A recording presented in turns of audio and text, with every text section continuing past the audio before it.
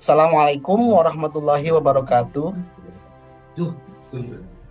Alhamdulillahirabbil alamin wa bihi nasta'inu ala umuri dunya waddin wassalatu wassalamu ala asyrafil anbiya'i wal mursalin wa ala alihi washabihi ajmain amma ba'd.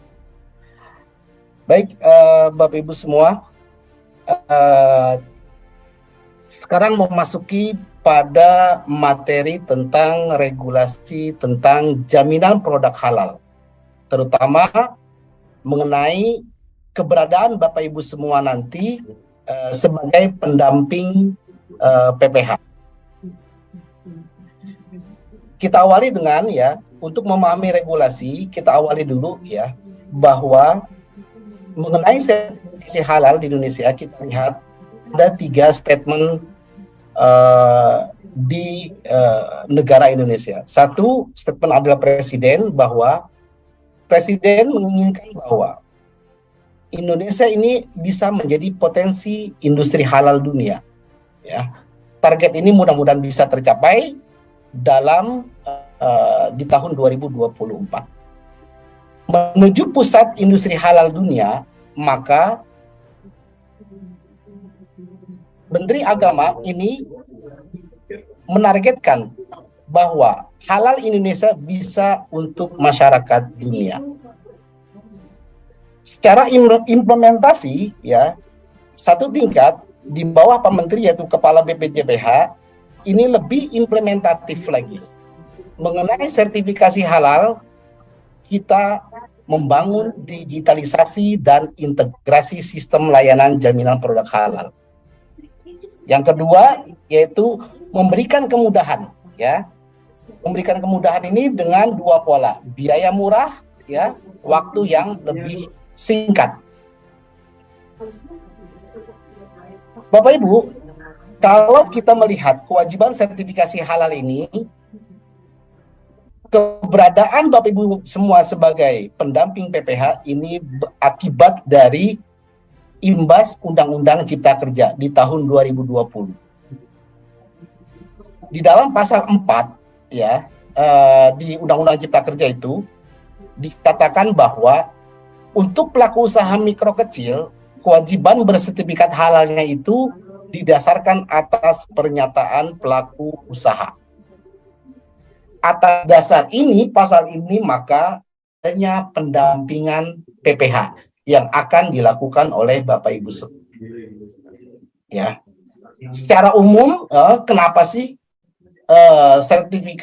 sertifikasi halal di Indonesia itu wajib? Di dalam Undang-Undang 33 2014 itu dikatakan bahwa produk yang masuk, beredar dan diperdagangkan di wilayah Indonesia itu wajib bersertifikat halal. Produk tidak selamanya dikategorikan dalam bentuk barang. Produk di dalam regulasi jaminan produk halal ini dikategorikan ada 2. Satu, dia adalah barang, 2 adalah jasa. Mana saja barang yang dikategorikan wajib bersertifikat halal? Makanan, minuman, obat, kosmetik, produk kimiawi, produk biologi, produk rekayasa, genetik, dan barang gunaan. Inilah jenis barang yang harus memiliki kewajiban bersertifikat halal. Yang kedua adalah jasa. Jasa juga masuk di dalam kewajiban bersertifikat halal. Jasa apa saja yang terkena kewajiban sertifikat halal? Penyembelihan, pengolahan, penyimpanan, pengemasan, pendistribusian, penjualan, dan penyajian. Jasa ini juga terkena kewajiban sertifikasi halal. Lantas pertanyaannya, sampai kapan kewajiban sertifikat halal ini diberlakukan secara mandatori? Tahapan pertama ini akan ada secara mandatori ini di 17 Oktober 2024. dia akan habis secara mandatori, dia akan mulai diberlakukan secara full ya, itu untuk makanan ya, minuman, bahan baku ya, dan hasil sembelihan ya. Itu kira ya tahapan pertama. Lanjut ya adalah yang akan habis itu di tahapan-tahapan selanjutnya dari mulai di 2026. Ini akan habis mandatori untuk obat tradisional, obat kuasi, suplemen kesehatan ya. Obat bebas dan obat bebas terbatas ini sampai 2029, obat keras ya, psikotropika ini sampai dengan 2023, 2034 maaf ya. Untuk kimiawi dan produk rekayasa genetik dia selesai di 2026. Penggunaan ini nanti klasifikasi ya dari mulai 2026 sampai dengan 2034 ya.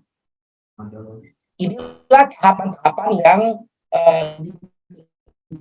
di dalam PP 39 2021 ya, tahapan-tahapan yang kira-kira kalau bisa kita katakan akan selesai masa toleransinya ya untuk pengajuan sertifikasi halal. Kemudian bagaimana cara mengimplementasikan sertifikat halal di Indonesia? Satu ya, dia ada dinaungi oleh undang-undang. Undang-undang ini ada dua yang cukup paling tinggi ya kalau di negara kita setelah undang-undang dasar. Ini adalah Undang-Undang Nomor 33 Tahun 2014. Ditambah ya di 2020 itu adalah ada beberapa perubahan untuk memberikan kemudahan pelaku usaha, yaitu Undang-Undang Nomor 11 Tahun 2020 tentang Cipta Kerja. Undang-Undang Cipta Kerja inilah yang menyebabkan lahirnya pendamping PPH. Sebelumnya tidak ada. Ya. Kalau kita rinci apa saja kemudahan yang diberikan dengan Undang-Undang Cipta Kerja, ya, satu adalah tadi ya, kemudahan bagi pelaku usaha mikro kecil dalam memenuhi kewajiban sertifikat halal. Dia cukup dengan pernyataan pelaku usaha, ya. Ini sangat erat kaitannya dengan keberadaan Bapak Ibu semua pendamping PPH, yaitu adanya pendampingan PPH ini merupakan peserta masyarakat, ya. Jadi peserta masyarakat adanya pendampingan PPH ini yang menyebabkan ya adanya norma untuk yang pelaku usaha UMK itu sertifikasi halalnya itu harus melalui pendampingan. Ya. Kemudian kemudahan yang kedua adalah tentang penghapusan kewenangan MUI di dalam pelaksanaan sertifikasi audit halal ya, dan akreditasi LPH. Jadi kalau sebelumnya ini ada kewenangan MUI di dalam sertifikasi audit dan akreditasi LPH. Sekarang dengan Undang-Undang Cipta Kerja itu tidak ada. Jadi MUI hanya dalam penetapan kehalalan produk. Kemudahan yang selanjutnya di dalam Undang-Undang Cipta Kerja adalah pemberian kemudahan ya halal bagi pelaku UMK. Ya, satu dia melalui pernyataan halal sertifikasinya. Dua, penyelia halalnya bagi UMK itu boleh dengan dirinya sendiri, ya, atau dia penyelianya melalui fasilitasi. Ya, fasilitasi ini bisa dengan dia diberikan penyelia orangnya, ya, bisa diberikan pendanaan pelatihan untuk penyelianya, ya, itu bagian dari kemudahan penyelia bagi UMK. Hal yang selanjutnya yang terlihat di dalam Undang-Undang Cipta Kerja dari undang-undang yang sebelumnya, perubahannya adalah mengenai pengaturan kepastian waktu di dalam layanan sertifikasi halal, baik itu di BPJPH, LPH ataupun MUI. Dia terpangkas ya, waktu-waktunya itu lebih singkat. Ya. Kemudian yang tidak kalah penting dari adanya Undang-Undang Cipta Kerja adalah sertifikasi UMK itu sendiri, ya. dia pendanaannya, dia pembiayaannya dia tidak dikenakan biaya, ya sertifikasinya. Ya. Itu merupakan kemudahan juga di UU-CK ini. Nah, 2020 undang-undang ini berjalan, di akhir tahun ini itu terbit yang namanya peraturan pemerintah pengganti undang-undang, ya, nomor 2 tahun 2022, Perpu 2, ya, yang biasa kita saat ini sedang viral, ya, Perpu 2. Jadi Perpu 2 ini adalah ada beberapa hal yang lebih diberikan kemudahan lagi di dalam tentang jaminan produk halal, ya. Satu, ya, hal-hal yang penting di dalam Perpu 2 ini, ya, satu, mengenai sertifikasi halal reguler. Kalau sebelumnya sertifikasi halal reguler itu hanya MUI saja, maka ini tracing yang warna hijau inilah yang kita lihat, ya, perubahan yang mendasar. Dengan kedua, dalam produk ini diperluas di provinsi, ya, MUI provinsi, di MUI kabupaten kota atau MPU Aceh, ya. Itu yang pertama, dia mengalami pergeseran, ya, provinsi kabupaten kota itu boleh dilakukan penetapan KH di sana. Kemudian yang kedua, tentang sertifikasi halal reguler juga, waktu yang diberikan di MUI 3 hari, itu kalau dia terlampaui penetapan kehalalannya, maka dia akan berpindah kepada Komite Fatwa Produk Halal. Sama di dalam Perpu ini juga, untuk memberikan kepastian, ya, kepada pelaku usaha, dia juga diberikan waktu, ya. Komite harus menetapkan kehalalan produk itu 2 hari kerja, ya. Jadi 2 hari untuk yang sertifikasi halal reguler. Ya. Jadi adanya komite di sertifikasi halal reguler. Yang kedua adalah di dalam sertifikasi halal yang self declare, ya. Kalau dulu sebelum Perpu 2 itu penetapan KH seluruhnya itu oleh MUI. Nah, sekarang untuk yang di Perpu 2 sertifikasi halal dengan yang self declare, penetapan KH-nya itu dilakukan seluruhnya oleh Komite Fatwa Produk Halal, ya. SLA-nya dia 1 hari, berbeda dengan yang reguler. Kalau yang reguler komite diberikan 2 hari, ya. Kalau yang self declare dia hanya 1 hari, ya. Ini adalah hal yang buat melihat di perubahan Perpu. Hal yang ketiga, ya, adalah adanya tadi Komite Fatwa Produk Halal. Perpu 2 ini mengatur siapa sih Komite Fatwa Produk Halal, ya. Dia adalah komite yang dibentuk dan bertanggung jawab kepada menteri. Unsurnya ada 2, Bapak Ibu semua, ada ulama dan akademisi, ya. Nah, salah satu pasal di dalam Perpu 2 ini, sebelum Komite Fatwa Produk Halal itu, ya, 1 tahun setelah Perpu ditetapkan, pemerintah melaksanakan tugas Komite Fatwa Produk Halal ini. Nah, kita sedang lakukan, ini akan diterbitkan pelaksana tugas Komite Fatwa Produk Halal, PLT, ya, PLT Komite Fatwa Produk Halal. Sebelum bentuknya Komite Fatwa Produk Halal definitif, ya. Ada hal juga tadi yang lewat, ya, di dalam Perpu 2 ini mengenai waktu pendampingan. Kalau sebelumnya itu belum pernah terungkap, ya, berapa hari sih pendamping itu melakukan pendampingan. Sekarang diberikan kejelasan SLA-nya. Kalau di reguler LPH pemeriksaan oleh auditor itu 15 hari, maka si pendamping untuk yang self declare ini diberikan waktu, ya, 10 hari, ya. Beda 5 hari dengan yang reguler. Selanjutnya, perubahan yang terlihat di dalam Perpu 2 terkait jaminan produk halal dalam mengenai masa berlaku sertifikat halal.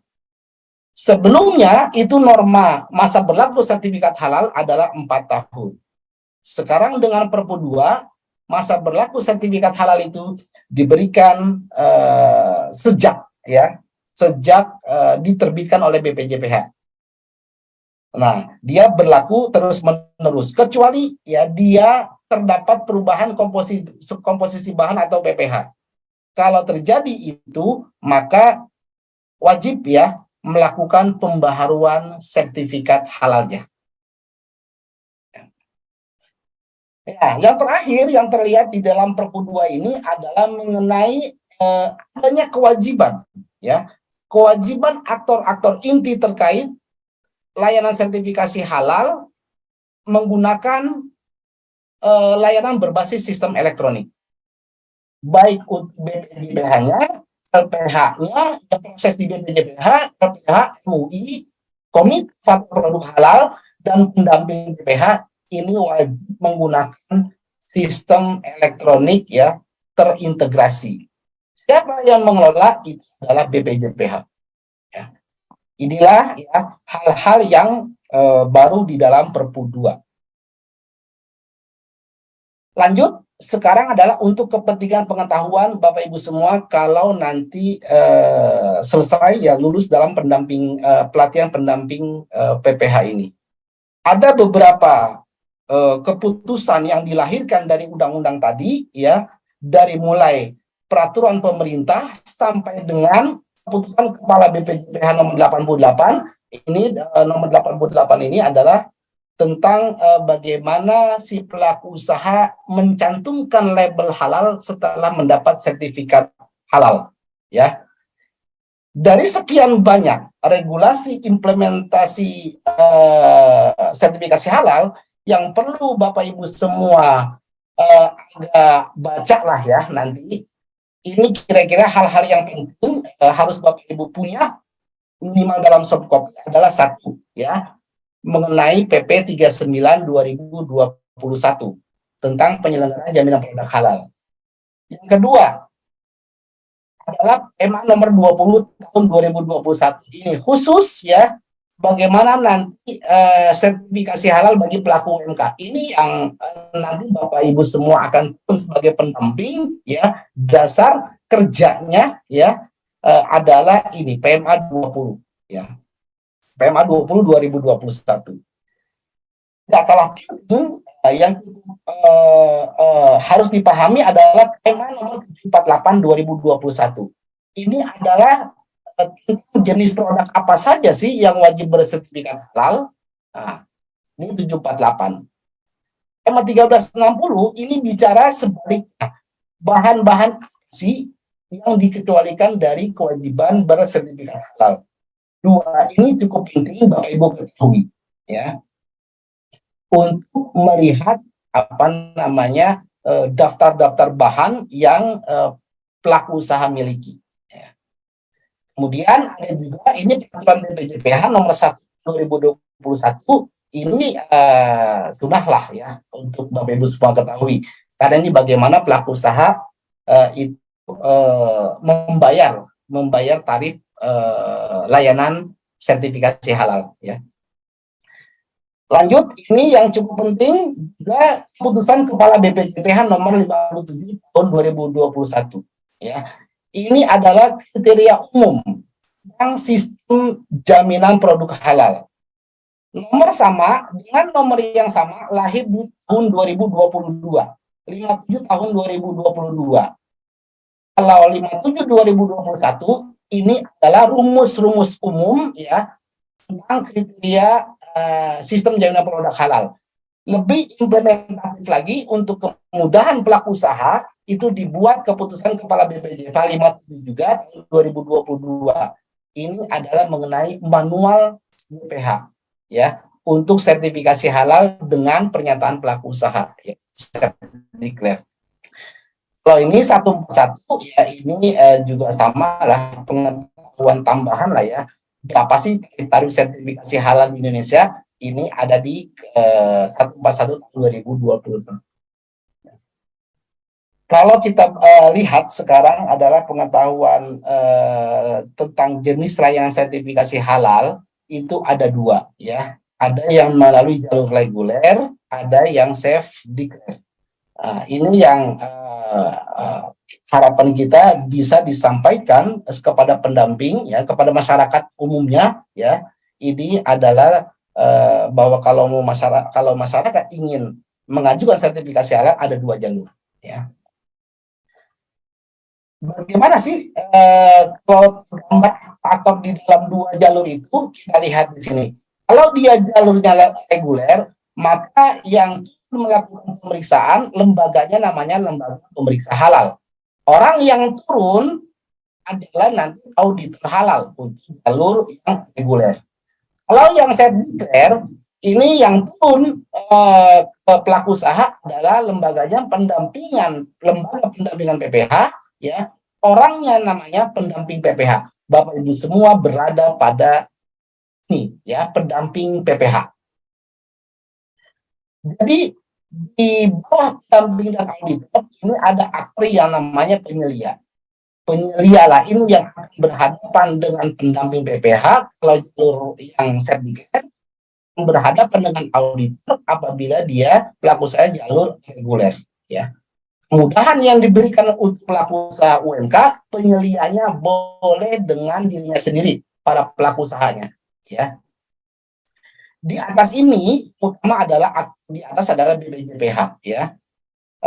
Pelaku usaha bermohon melalui BPJPH, kemudian dia akan turun, dilakukan pemeriksaan oleh pendamping, hasilnya difatwakan oleh MUI, maaf ya, ini ada komite nanti, kalau saya pikir, kemudian hasil penetapan KH-nya disampaikan kepada BPJPH untuk diterbitkan sertifikat halal. Ini kira-kira gambaran akta inti di dalam layanan sertifikasi halal. Ya. Lanjut ya, skemanya sama ya sebetulnya BPJPH, LP3H berada dan Bapak Ibu nanti berada di LP3H. Kemudian ada komite MUI ya untuk yang maaf ya untuk yang reguler. Kalau yang sertifikatnya hanya komite. Nah, kalau kita tarik secara umum ketentuan pelaku usaha yang akan Bapak Ibu kunjungi nanti melakukan verifikasi apa sih ketentuan-ketentuan si pelaku usahanya ya. Satu ya, produk yang dihasilkan oleh pelaku UMK tadi ya wajib bersertifikat halal. Caranya dia adalah didasarkan atas pernyataan pelaku usaha ya. Pernyataan halal pelaku usaha. Bagaimana pernyataan pelaku usaha itu dibentuk ya? Pernyataan pelaku usaha ini dia berdasarkan standar halal yang ditetapkan oleh BPJPH ya. Ini termen di dalam keputusan BPJPH nomor 57 tahun 2021 di kriteria SJPH. Kriteria SJPH itu dia sudah memuat ya standar halal yang paling sedikit dari atas dua tadi ini sudah memuat substansi ini. Adanya kehalalan produk, bahan-bahan yang digunakan, kemudian adanya PPH, proses produk halal. Kemudian dari dokumen-dokumen ini yang ada di pernyataan pelaku usaha, bahan yang digunakan ataupun PPH, ini dilakukan pendampingan oleh Bapak Ibu semua nanti. Ya. Lanjut ya, sekarang adalah pendampingan PPH. Ini kalau di kita yang biasa kita dengar adalah ini lembaga pendamping PPH ya. Siapa sih yang dapat menjadi lembaga pendamping PPH? Yaitu ya ormas, lembaga keagamaan Islam atau perguruan tinggi. Ini memiliki orang ya, namanya adalah pendamping PPH ya. Bapak Ibu semua inilah sebagai pendamping PPH. Lanjut, bagaimana sih? Nah, nanti kalau Bapak Ibu semua mau turun, itu harus ditunjuk ya. Lembaga pendamping PPH itu harus menunjuk pendamping PPH-nya. Apa sih syarat orang untuk menjadi pendamping PPH? Ini adalah bisa kita katakan eh, peluang baru ya, peluang kerja baru terkait halal, ya, yaitu pendamping PPH. Ini bisa diampuh oleh masyarakat Indonesia. Apa sih persyaratannya? Satu, dia WNI, kemudian dua, Islam, ya, memiliki wawasan luas dan memahami syariat mengenai dalam produk, ya. Ini bisa didapat dari bentuk dokumennya, ya, bisa didapat dari sertifikat kelulusan nanti, ya. Yang terakhir adalah syaratnya adalah lulus, ya, memiliki sertifikat pelatihan pendamping PPH. Lanjut sekarang, siapa yang berhak melakukan pelatihan pendamping? Ya, satu adalah BPJPH, yang kedua adalah Ormas Kemasyarakatan Islam atau lembaga keagamaan Islam atau perguruan tinggi, atau juga bisa instansi pemerintah. Ya, saat ini Bapak Ibu semua berada pada pelatihan yang dilaksanakan oleh BPJPH. Tentu saja, ya, pelatihan PPH itu dilaksanakan sesuai dengan standar kurikulum, ya, materinya, ya, kemudian tenaga pengajarnya, ya, itu sesuai dengan yang ditetapkan oleh BPJPH, ya. Kemudian setelah pelatihan pendamping, ini sertifikat tanda kelulusan itu nanti diterbitkan paling lama 5 hari kerja sejak dinyatakan lulus. Ya. Lanjut, ini pengetahuan juga bagi Bapak Ibu semua, di dalam Perpu 2 Undang-Undang 3, pasal mana sih yang mengatakan tentang keberadaan UMK ini melalui pernyataan halal? Dia berada di pasal 48 angka 20, ya. Ini yang berwarna merah, inilah stressing, ya, keberadaan mudahan bagi pelaku usaha UMK di dalam UCK ataupun Perpu, ya. Yang kedua adalah pernyataan halalnya, ya. Yang kedua adalah mengenai pembiayaannya, dia tidak dikenakan biaya, ada di pasal 48. Di mana lagi kita bisa lihat dasarnya adalah di PP 39 2021. Pasalnya ada di pasal 79. Inilah, ya, keberadaan UMK, kemudahan UMK di dalam regulasi-regulasinya, ya. Ini di PP 39 pasal 79, kriterianya, ya, adalah produk yang tidak beresiko atau menggunakan bahan yang sudah dipastikan kehalalannya, PPH-nya sudah dipastikan kalannya dan sederhana, ya. Inilah kriteria untuk bisa melalui jalur safety clear. Di mana lagi kita bisa temukan pasalnya di PP 39 pasal 81, ya, mengenai pembiayaan, ya, tidak dikenai biaya dengan mempertimbangkan kemampuan keuangan negara. Kalau di pembiayaan itu ada di atas PP di Perpu, sekarang dia diturunkan di dalam pasal PP, pasal 81. Ditambahkan, ya, itu asalnya dari mana pembiayaan, ya. Pasal 86 dikatakan bahwa pembiayaan ini bisa dari APBD, ya, pembiayaan alternatif, ya, APBN juga bisa, ya, dana kemitraan, bantuan hibah, dana bergulir atau sumber lain yang sah dan tidak mengikat, ya. Inilah sumber-sumber pembiayaan untuk sertifikasi halal dengan pernyataan pelaku usaha safety clear. Lanjut, di PMA 20 juga, iya, ada di pasal 1, ya, bahwa pemenuhan persyaratan pernyataan produk ini dilakukan melalui pendampingan, ya, melalui Bapak Ibu semua, ya, ke pelaku usaha melakukan pendampingan. Inilah apa namanya syarat implementasinya, ya. Kemudian juga di pasal 5, ya, di PMA 20, ya. Ini sebetulnya sama, ya, materi-materinya, tapi keberadaannya dia berada di PMA, yang satu adalah berada di PP, ya. Di pasal 80 juga sama, ya, tentang siapa saja yang menjadi lembaga pendamping PPH, ya.